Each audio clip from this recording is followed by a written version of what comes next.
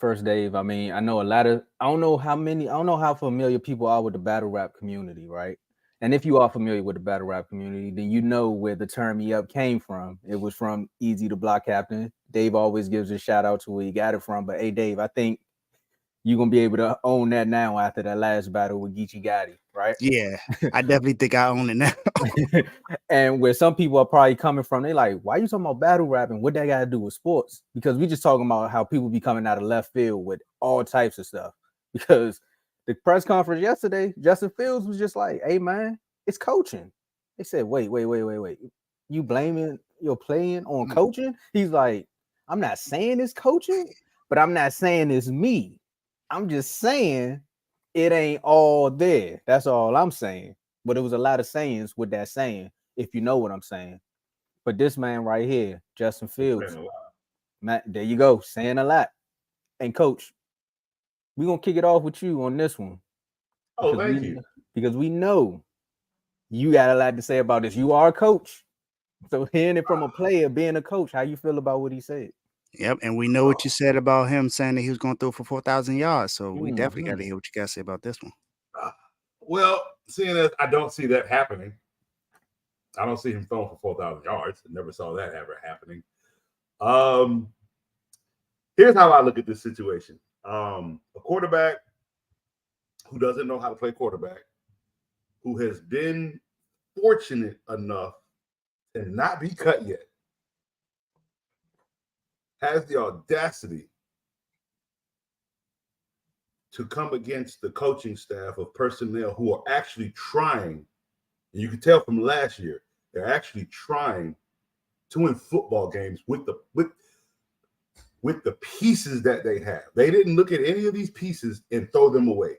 They didn't cut anybody. They kept this entire roster because they felt that everybody on this roster could benefit to win. Okay? Since Justin Fields has been in the league, he has played the quarterback position horribly.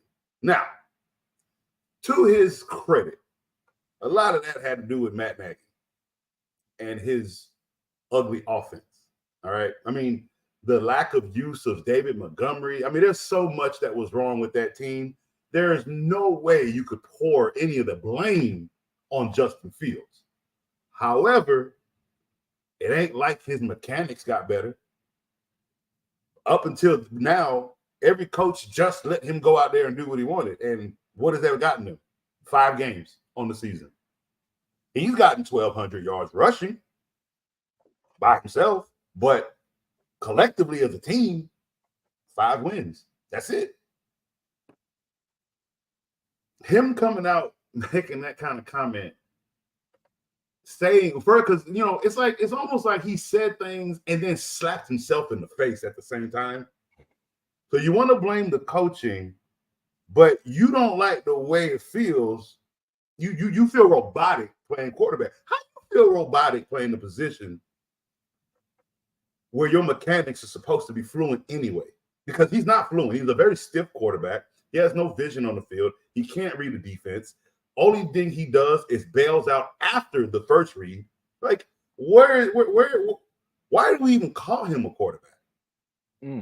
What pocket does he sit in and read his receivers? Where does he wait for his receivers to get open? Look at the receivers' numbers. Look at the receivers' targets. They're garbage. And it's because the quarterback. How can I blame the quarterback on that? Well, hell, look at Burrow's numbers. Until he plays better as a quarterback, his receivers are doing nothing. Higgins gets what he gets because he's tall. It's almost like a bailout situation right now until Burrow gets better. But as for Fields, he's not a quarterback. He never has been a quarterback. They used him in college at quarterback position because he could run up the middle of the field. He was accurate enough to get wide open people. It's college. When none of his game in college has yet to transfer over to the NFL. And he has the audacity to blame the coach for his lack of quarterback mechanics. I think it was a big mistake on his part. I think it's going to get worse for this team now. And I wouldn't be surprised if some players start turning on him in the game. Dave?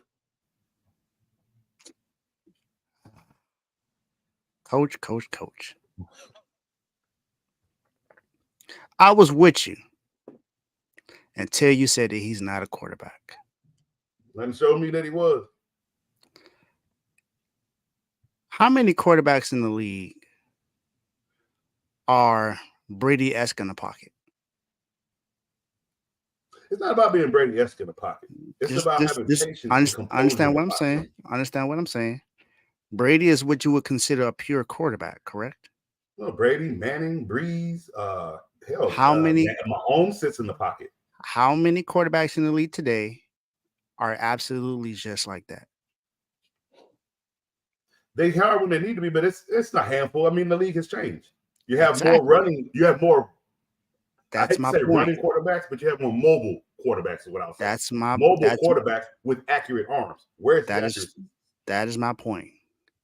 Justin Fields, although he is not playing well as a quarterback, does not mean he's not a quarterback. He's a quarterback at the end of the day. Ever. Since he's been in the NFL, he has failed. He has had the lowest numbers as a quarterback in the NFL since he's been in the league. Nobody is under him. It's not his mechanics that's the issue, though. I would say it's more so his IQ. I wouldn't say it's his mechanics. Because there was a play in the game where he didn't really have a lot of pressure on him. He had plenty of time in the pocket, and after his first read is gone, he pretty much doesn't know where else to go with the ball. He's just like Sam Darnold. If you really think about it, Sam Darnold, if he gets his first read, boom, he great. After that, he don't know what he's doing. Is Sam Darnold not a quarterback? Sam Darnold's the quarterback. How? Just because you have a title don't make you one. Sam Darnold has never done anything on the football field. Just because that is your position. I hear what you're saying, right? I hear what you're saying. I get what the position is. But just because you stand behind center don't make you a quarterback. Just because that's what your title is. What has Fields done behind center that says this quarterback is leading us to anything? But coach, this I think what Carl was putting in the comments is explaining that mechanics is not vision.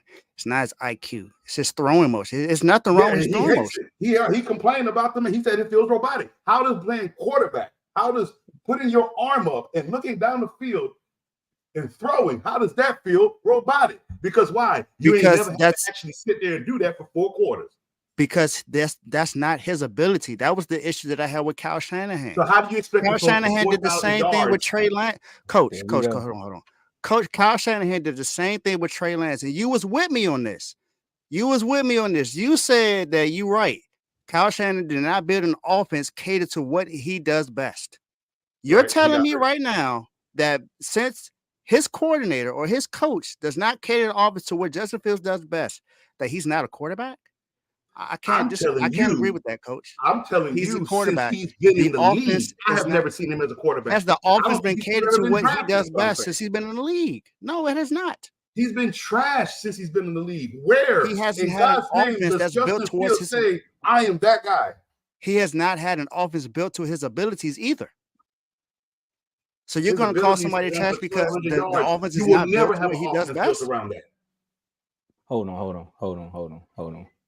You let me jump in right quick. You can have an offense built around it. Around the quarterback running for 1,200 yards? Yes. Yeah. The Ravens. What did Lamar Jackson do his MVP season? Did you forget about that? He ran for 1,200? And how much? He ran for over 1,000 yards. Come on, coach. He ran for the most over yards 1,000. Justin Fields was close to 1,300 is what I'm saying, and lacked in the passing because he bailed out on passing. He would rather just run the field and try to score on his own. Like, he doesn't use his own team. He don't know how. He's not a quarterback. If he can't use the weapons around him to make him better, he'd rather just, I don't see it. Let me go. Wait a minute. And also, RG, hold on, coach. But what about RG3 too? That rookie season when they were running that read option. And guess what? I actually thought they were good with Kirk Cousins and not RG3. I was never an RG3 fan. Nobody's ever asked me that, but I've never been an RG3 fan. Coach, he was a running quarterback. I've never been a fan of complete 100% rushing quarterbacks. They've never lasted. They've never won a Super Bowl. I mean, you have to throw the ball. You have to make reads on the field at the quarterback position. You have to have the proper mechanics and comfortability to throw the ball. You have to use that part of your game. That's a quarterback. A running back runs. But the offense also has to be catered to it has to be built for you to do what you do best as well. If it's not built for you to do what you do best, then it's not going to be good. This is not the same league that it used to be 10, 20 years ago, Coach. Okay, it's not the same league.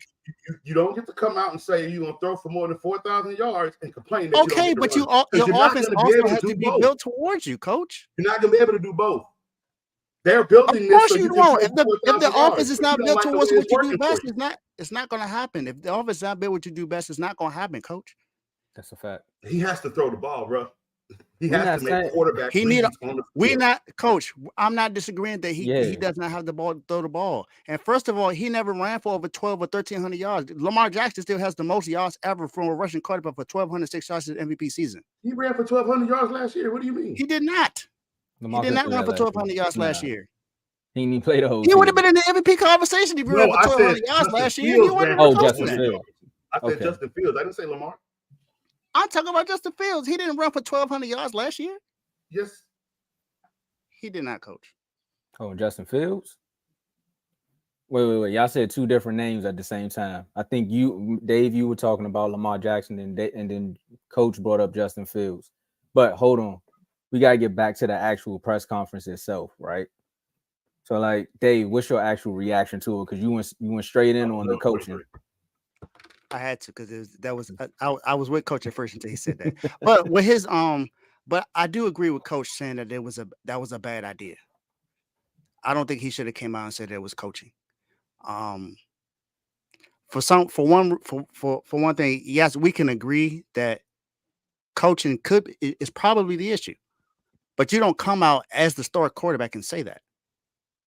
That's just not what you do. That causes a lot of controversy on the team. It's going to make you look bad because you're the star quarterback and you're playing terribly. So that's not a good look. That's not what you should do. And then don't try to backtrack it and not really backtrack it. Like you say, like, I'm not saying that it's not coaching, but I'm also saying that it's not me. No, it's both. It's coaching and it's you. You got to get better with your reads. It has to get better. And the last player that didn't take credit for his failures was Zach Wilson. And look what happened to him in season. That team quit on him. He blamed everybody else for those failures in New Jersey, except for himself. And that team just flat quit on him on the field. Technically, I still think that lingers in that locker room. Mm-hmm. I do too. I do. I think I agree. He never recovered from that, I don't think. No, I don't think so either. Aaron Rodgers would have helped change that a little bit if he. And that's what was going on. Yep. But no, it's still there. You can clearly see it. Once he got in that game, the Jets they were upset that they lost. I mean, that Aaron Rodgers got hurt, but they won that game because of Aaron Rodgers getting hurt. Then they came back to Dallas the next week, and they were like, "Was Zach the quarterback?" But we got to lean on the defense, and you can still see it in the way they play. The defense is kind of looking like, "Bro, if we out here for 42 minutes in the game." What do you expect? They come in that Sauce, but Sauce been on the field all game. Ain't much he gonna do come that third, fourth quarter. He gonna be tired. Facts. Legs get tired after a while. You could be one of the best cornerbacks in the league. You put Revis out there. If he out there for 45 minutes, he'll get tired. He gonna start getting burned. I don't care how great he is. You on the field that long, you tired. And plus, and we all know this, Revis wasn't one of the best built the DBs out there. Best condition. Yep. So trust me, you have him out there for more than 35 minutes, he's gonna be tired too. But one more thing, I want to point out two things. Jerry said it in the comments where he was like, I don't think the robotics is more so talking about how he plays the game or his motion and his mechanics. I think it's more so how the play calling is coming in. It's making him think too much. Because like you said, everyone on the panel was right. Like, Coach, you're right. When the read is not there, he wants to take off because in his head, he's like, what do you mean by I can't be a quarterback and read one of their plays? But it's just still like he freezes up. He's like, oh man, he's covered. And then what's the play that went viral with two people were wide open out his peripheral where you could clearly see that they were open, and he waited, and it was like he was staring down the tight end or the running back this way, and it was like, bruh, if you would have just turned your head 2 paces to the left, you had a touchdown. Wide open player for a touchdown. And that's what I was going to say. That's the play that I was talking about. That play right there shows you that his vision is terrible. Yeah. Terrible vision. He doesn't look towards his reads. That's why I brought up Sam Darnold, because Sam Darnold can't read for nothing. Nope. For It's nothing. weird. And that's the issue that Justin Fields has. He's not reading the field the entire way. If you have two players open, you can't stare down your running back for a screen or a check down pass when you see that you got two other. They went and signed DJ Moore for you for a reason. They went and got him for you for a reason. Yep. And they got an offensive lineman. I didn't even bring that part up. Why you still got Darryl Mooney, one of the best receivers? I know his numbers don't show it, but man, that kid is one of the best receivers out there. How do you fail with all of that? Yeah, you got two good receivers over there with Mooney Mooney and DJ Chicago Moore with those same receivers and watch the Bears in the playoffs. And you saw how everything they was talking about in the preseason, how this offense was going to look so much different. Yeah, and look, it do look so much different. It does in a bad way. It does because he's not running as much, so it looks different. Yeah, it's in a bad way. But that's the issue I have with the coaching. They're not using him to his best abilities. Now he does need to get better with his reads. I'm not giving him any pass on that at all. Dave. What is his best abilities? You gotta put some runs in for him. You gotta put him in some read options and some play action plays. He needs to be in read option and play action plays to give him a better opportunity to play. They're not giving him that. They have him in the shotgun and in the I formation. That's not what he does. That's not his game. You know what offense will be great for him?